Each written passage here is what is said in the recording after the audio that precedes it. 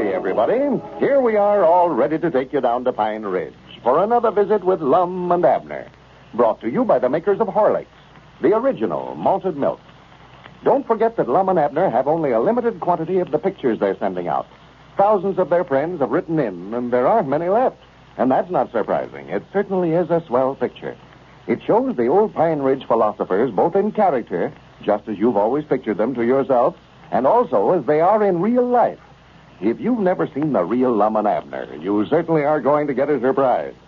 All you have to do to get one of these big 2-in-1 pictures right away is to send in your name and address on the back of a wrapper from a half-pound or larger package of Horlicks malted milk to Lum and Abner, care of the station to which you are now listening.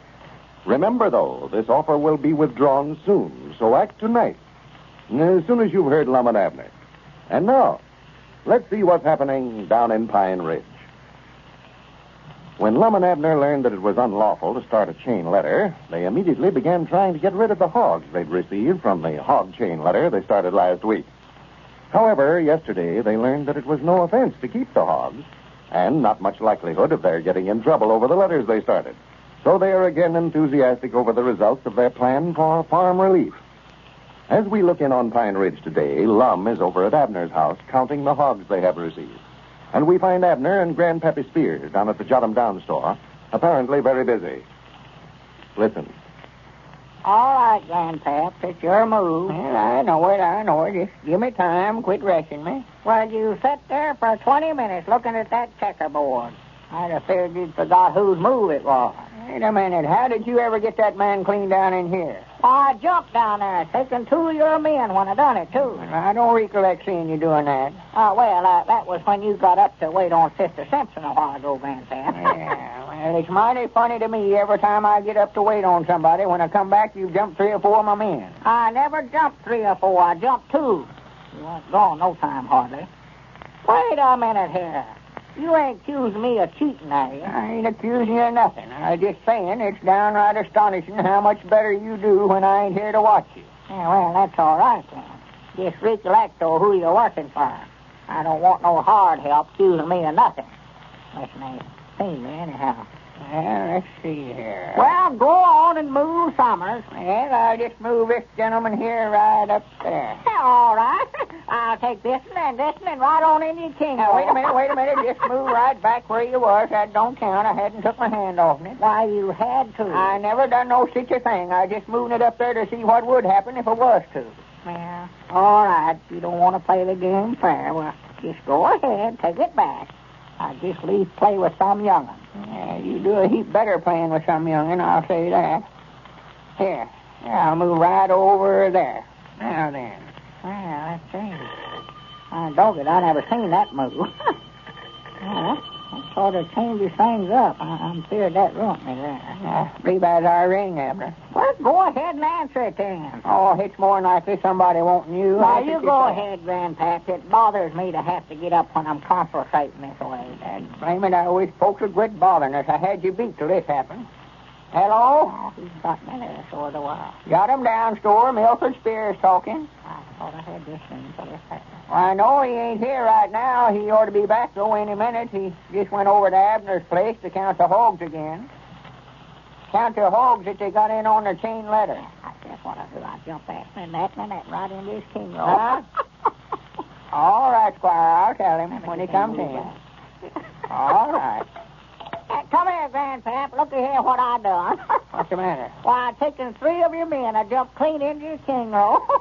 I never seen it till you got up to answer the phone there. Wait a minute here. I never seen no jump like that. No, that was a bad move you made, Grandpap, that last one. Yeah, well, the worst move I made is when I got up to answer the telephone. Now, just put them right back where you got them at. Well, I won't do no such a thing. I've taken them 3 men fair and square, and I'm going to keep them. Oh, no, you don't. No, sir, you can't pull no such stunts as that on me. Give me them checkers. Keep your hands off them checkers, Grandpap. Just get them off of there. Them don't come in. What's going on in here, anyway? Oh, howdy, Lum. Sit down, Grandpap. I'll give them back. Don't say nothing. Sit down. I could hear you fellas arguing clean outside there. Just put that checkerboard up. You'd run a customer off. Be feared to come in here with all that ruckus going on. Grandpap was accusing me of cheating. Well, you was cheating. I got up to answer the telephone while I was up there talking on a man that never belonged to me. Well, just hush up about it. I don't want to hear no more about it. There's plenty to do around here without you two sitting around playing checkers and arguing with one another. What's them groceries doing sitting there on the counter? Oh, why, that's the order we put up a while ago. Bessie Gatlin called up for her. That just reminds me, too, Grandpap. She said she's in a dreadful hurry for that stuff. Forgot about that. Well, get it on over there then, Grandpap. Swan to goodness, it's got to where if I want anything did right, I've got to do it myself. Yeah, get that on over there, Grandpap, like I told you. You just keep your mouth out of this, Abner. I'll be back directly, Lum. By the way, Squire Skimp called up for you a while ago. Said he'd be over here to see you in a few minutes. I hate old Grandpap. All right, Grandpap. Reckon what Squire's wanting. I don't know. I never even knowed he called up. Oh, yeah, that must have been him calling a while ago. I made such a good move. I'm glad he done it, too. Well, if he's coming over here to try to sell us something, I can tell him right now he's just wasting his time. Yeah. I've noticed we get along a heap better without him, Lum. Did you get all the Hogs County? Well, no, but there ain't as many over there as I thought there was. There ain't? Well, I figured we had 7,000 or 8,000. Looks like there's that many. Why, yeah, I figured we had more than that. I never seen as many hogs in my life. That is, before I seen them.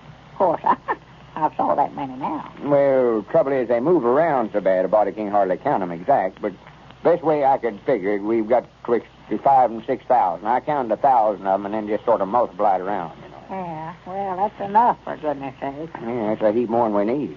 The way they're going after that corn over there, we ain't going to be able to feed them long. Well, that corn ain't coming in as fast as the hogs did, Lum. No. I believe these chain letters are sort of playing out now. Folks ain't taking interest in them as they was there for a while. Well, the trouble with them corn chain letters, most everybody used all the corn they had to feed the hogs that got off the hog letter. Yeah, we ought to send the corn letter out first, I believe. Well, we'd better be figuring out something to do with them hogs. We can't afford to be buying feed from them. I believe that Squire coming up the road yonder now, ain't it? Where? Way down there. Yeah, it looks like he's well. I reckon what he wants to see you about. Oh, I don't know. More likely got something up his sleeve. Huh? I say he's got something up his sleeve.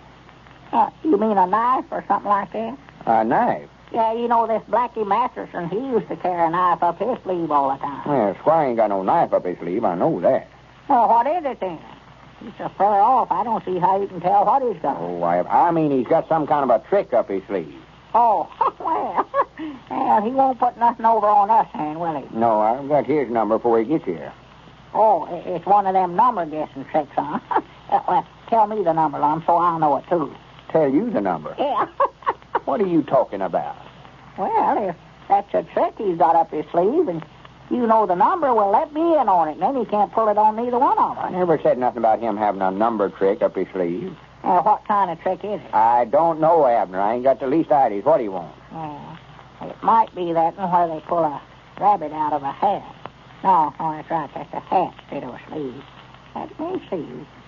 I saw card tricks where they had cards up their sleeves. That's just about what it is, too. Yes, sir, that's what it Abner, is. them ain't the kind of tricks I'm talking about. Well, I just can't wait to see what it is. I do love good tricks. I've always wanted to try that myself where they saw a woman in half, but I never could find nobody to let me try it out on them. No, I don't blame them either. No, that's sort of serious if it don't work. Well, just hush up about the tricks. Here's Squire now. Yeah, we'll just make out like we don't know he's going to try to pull one on us, Lum. Yeah, I can see now that he's got something up his sleeve, all right. Now, don't say nothing about him having nothing up his sleeve. Oh, no, I won't let on. Howdy, Squire. Yeah, come in, Squire. Good evening, gentlemen. Good evening. Been looking for you. Grandpap said you called up and said you'd be over. Yeah, go ahead and get started, Squire. Shut up, Abner. Well, I guess we may as well get right down to business, man. Yeah. Wait a minute now. Now, let me feel that sleeve first. Yeah, we're on you, Squire. You can't put nothing over on us. Abner, will you sit down there and hush up? Go ahead, Squire. What I come over here to see you men about, Abner, turn Squire's arm loose. Just get away from him. Leave him alone. I couldn't feel a thing. Well, you better go over and be straightening up them shelves and put that checkerboard up. Blame it, I want to watch that trick. Excuse Abner, Squire. Go ahead. Lum, I was talking to Ezra's East trunk a while ago, and he's got about 400 head of hogs over at his place that he got from that chain letter that's been circulating around here. Well, we've got 10 times that many. We've got over 5,000 of the thing. Yes, I understand that you have. And there's quite a few folks around here that's got more than they can take care of. And I've been talking to some of them. If we can get this whole bunch to go in together, well, I'll make a trip into Kansas City and Chicago and one or two other stock market centers, and we can dispose of these hogs for you at a good price, Lum. Now, the way I had it figured out, if you men will give me 10% of what the hogs bring, I'll handle the whole thing and get you a much better price than you could get yourself trying to dispose of them. Granny, that sounds all right, Squire. Well, of course, I just figured, Lum, on account of us being such old friends, if I could help you men out, I'd be glad to do it. Well, we wondered how long it'd be before Squire Skimp muscled in on this deal. Ladies and gentlemen, I want every one of you to listen closely to the following scene. It took place in a Cincinnati drugstore last week, and we're reenacting it because of its importance to you. A gentleman, whose name we won't mention just now, has just entered the store and is at the fountain. Listen. Good evening, sir. What do you have? Well, I've got some things to get here, drugs and such like. Suppose you fix me up with a Horlicks malted milk while I take this list over to the drug counter. Okay, sir.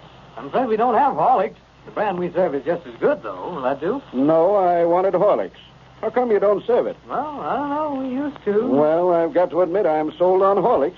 We use it at home, and I listen to their program, Lum and Abner. Why, only the other night their announcer said that a good way to tell a quality druggist is to look and see if he serves Horlicks at the fountain. I'm inclined to agree with him. Well, maybe you're right, sir. I don't know. I'm just a clerk here. Anything else I can get you? No, never mind. I think I'll run along. I'll get those drugs some other time. Folks, that scene is being enacted everywhere, over and over again. People are beginning to realize that quality druggists nearly always serve Horlicks malted milk at the fountain. That's why, when a druggist doesn't serve Horlicks, they often make their purchases elsewhere. See if your druggist serves Horlicks. If he doesn't, ask him to get it and serve it at his fountain. And now about that picture of Lum and Abner. To get one right away, all you have to do is to send in your name and address on the back of a wrapper from a half-pound or larger-size package of Horlicks malted milk to Lum and Abner, care of the station to which you are now listening. Send in soon. We have only a limited quantity, remember, and we'll send you one right away. This is Carlton Brickert speaking for Lum and Abner and Horlicks, who now bid you all good night and good health.